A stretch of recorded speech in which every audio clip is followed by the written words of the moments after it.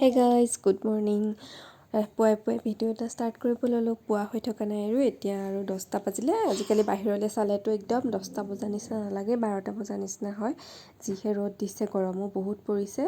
এয়া চাওকচোন কেনেকুৱা ৰ'দ, বা একদম মানে চিকচিকীয়া ৰ'দ দি আছে। এতিয়া মই কিটচেনলৈ গৈ আছোঁ। কিটচেনত এফালে মই কুকাৰত মটৰ বহাই ৰাখিছোঁ আৰু ইফালে মই চিকেনখিনি ডিফ্ৰষ্ট হ'বৰ কাৰণে ৰাখিছোঁ।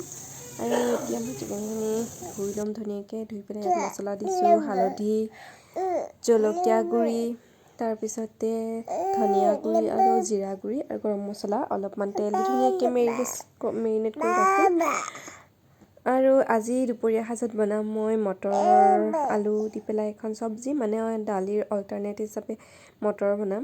আৰু এইখিনি এতিয়া মেৰিনেট কৰি ৰাখি দিলোঁ আৰু এই চিকেনখিনি ধুনীয়াকৈ ফ্ৰাই কৰিম। এতিয়া মই ইয়াতে মটৰখিনি বইল কৰি ৰখা চম্ভাৰ দিম। ইয়াতে মই অলপমান কেৰাহী পাতি ল'লোঁ আৰু কেৰাহীখনত অলপমান তেল দিম। তেল দি পেলাই এতিয়া মই ইয়াৰ কাৰণে অলপ পিঁয়াজ লৈছোঁ আৰু অলপমান আদা নহৰু থেতেলিয়াই লৈছোঁ। এয়া দেখিছেনে, ভইচ অভাৰ দি থাকোঁতেও মানে উপায় নাই, তাই আহি পেলাই ওচৰত চিঞৰ বাখৰ কৰি আছে। এয়া পিঁয়াজখিনি দি লৈছোঁ, ধুনীয়াকৈ ভাজি ল'ম। তাৰপিছত এতিয়া মই আদা নহৰুখিনিও দি ল'ম আৰু এয়া দেখিছে মটৰখিনি কি ধুনীয়াকৈ সিজি গৈছে। অলপমান আলুও দিছিলোঁ। এতিয়া আদা নহৰুখিনি দি ল'ম, থেতেলিয়াই লৈছোঁ, পেষ্ট বনোৱা নাই, স্মুথ পেষ্ট কৰা নাই। আৰু বেলেগ একো মছলা নিদিওঁ, অলপমান খালি ধনিয়া গুড়ি ইউজ কৰিম। ধনিয়া গুড়ি মানে তেতিয়া ফ্লেভাৰটো ভাল হয়। আৰু এতিয়া মই অলপমান হালধিও দি ল'ম, বইল কৰোঁতে হালধি যিহেতু দিয়া নাই। এইখিনি ভাজি হ'লে তেতিয়া মই ইয়াতে মটৰ মানে চব্জিখিনি দি ল'ম। আপোনালোকে এনেকৈ খায়নে বাৰু? মই কিন্তু ৰুটি বা মানে এনেকৈ খোৱাতকৈও ভাতৰ লগত খায়ো ভাল পাওঁ। আৰু সদায় সদায় দালি খাই ভালো নালাগে, সেইকাৰণে আজি ভাবিলোঁ দালি অল্টাৰনেট হিচাপে এনেদৰে অলপ বনাওঁ। আৰু এতিয়া হালধিখিনি দি ল'লোঁ।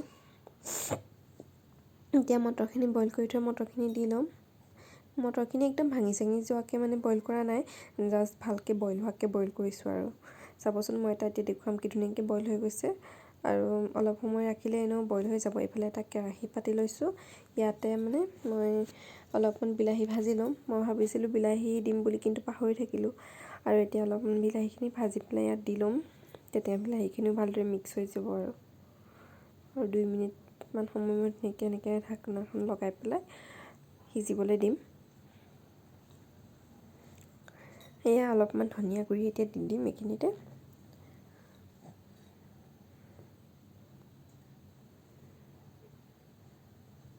আজি দুপৰীয়া এয়া বনাম আৰু চিকেনৰ ড্ৰাই ফ্ৰাই বনাম। এয়া হৈ গ'ল। এতিয়া মই এইফালে আৰু আন এখন কেৰাহী পাতি লৈছোঁ। ইয়াতে মই চিকেনখিনি এতিয়া ফ্ৰাই কৰিম, অলপ মছলা কৰি ড্ৰাই ফ্ৰাই কৰিম। আৰু ইয়াতে মই এতিয়া পিঁয়াজ এটা কাটি লৈছোঁ ডাঙৰ, আৰু অলপমান আদা নহৰু থেতেলিয়াই লৈছোঁ। এনেদৰে কৰিলেই ভাল লাগে, সদায় সদায় পেষ্ট কৰি ভালো নালাগে। আৰু চিকেনৰ গ্ৰেভি খাই খাই আমনি লাগিছে, সেইকাৰণে ভাবিলোঁ আজি ফ্ৰাই কৰোঁ। সেইকাৰণে তেলখিনি এতিয়া দি লৈছোঁ। বেছি তেল ব্যৱহাৰ কৰা নাই, মেৰিনেশ্যনত যিহেতু তেল দিছোঁৱেই, সেইকাৰণে ইমান বেছি তেলো দিয়া নাই। চিকেনত বহুত অইল থাকেই, মানে ফেটছ থাকে ন, তো এইখিনি ওলাই যাব। তো এতিয়া মই ধুনীয়াকৈ এইখিনি ফ্ৰাই কৰি ল'ম। পিঁয়াজখিনি ফ্ৰাই কৰাৰ পিছত ইয়াতে মই আকৌ থেতেলিয়াই ৰখা অলপ সময় হওক, তাৰপিছত আদা নহৰুখিনিও দি ল'ম। সেইখিনি দি ল'লোঁ। সেইখিনি ভালদৰে মিক্স কৰি অলপমান গল্ডেন ব্ৰাউন হোৱালৈকে ফ্ৰাই কৰিম। বহুত বেছিও ফ্ৰাই নকৰোঁ, যেনেকৈ আমি গ্ৰেভি বনাবলৈ ফ্ৰাই কৰোঁ সিমানকৈ ফ্ৰাই নকৰোঁ, কিয়নো এইখিনি আপোনাৰ চিকেনখিনি ফ্ৰাই হোৱালৈকে আকৌ ফ্ৰাইয়ে হৈ থাকিব। সেইকাৰণে এতিয়া চিকেনখিনি দি ল'ম। আৰু ইয়াতে যিহেতু মই মছলা সকলোখিনি দিয়ে ৰাখিছোঁ, সেইকাৰণে বেলেগ অন্য মছলা মানে এইখিনি আৰু ৰেড চিলি বা একো মছলা এড নকৰোঁ, জোখমতে মই দিয়ে ৰাখিছিলোঁ আগতে। আৰু এতিয়া মই এইখিনি ধুনীয়াকৈ ভাজি অলপ সময় লিডখন লগাই দিম। এতিয়া নিমখ দিছোঁ অলপমান জোখমতে। ধুনীয়াকৈ মিক্স কৰি লিডখন এতিয়া 2 মিনিটমানৰ পিছত মই চাইছোঁ, ধুনীয়াকৈ হৈ গৈছে। আৰু অলপ সময় পিছত এইখিনি হৈ যাব। ইয়াত মই এতিয়া কচুৰি মেথি দিম। কচুৰি মেথিখিনি ধুনীয়াকৈ মই ক্ৰাছ কৰি পেলাই দি দিম, ফ্লেভাৰটো ভাল হয় আৰু তেতিয়া ফ্ৰাই চিকেনত দিলে।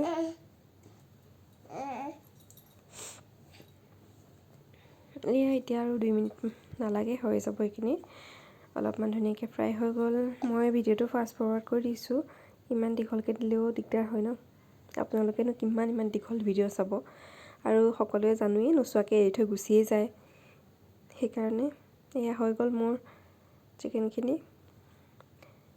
আৰু এতিয়া মোৰ দুপৰীয়া সাজ ৰেডি হৈ গ'ল মই ভাতখিনি খাই লওঁ আৰু এয়া ভাত চাত খাই শুলো কথা পাতি আছে আমাৰ ছোৱালীয়ে ধুনীয়াকৈ কাহ মাতি আছে এফালে খিৰিকী দি কাউৰীকেইটা দেখি থাকি আৰু তাই সেইকেইটাকে চাই চাই মাতি থাকে সেইটো ঘৰত দিনটো অকলে অকলে তাই কি কৰি থাকিব আৰু এই কাহ মাতিব ভৌ মাতিব এনেকৈ খেলি থাকে এতিয়া মনত পৰিলে হ'ল বেবী কাটো মাতা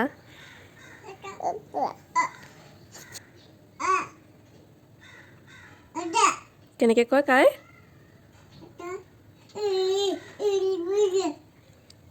তাই মানে কাটো নুফুটে তাই কয় তা তা তা তা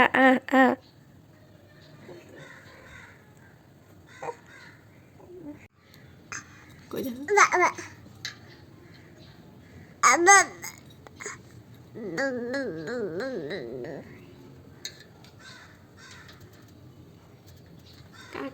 কৈ দিয়া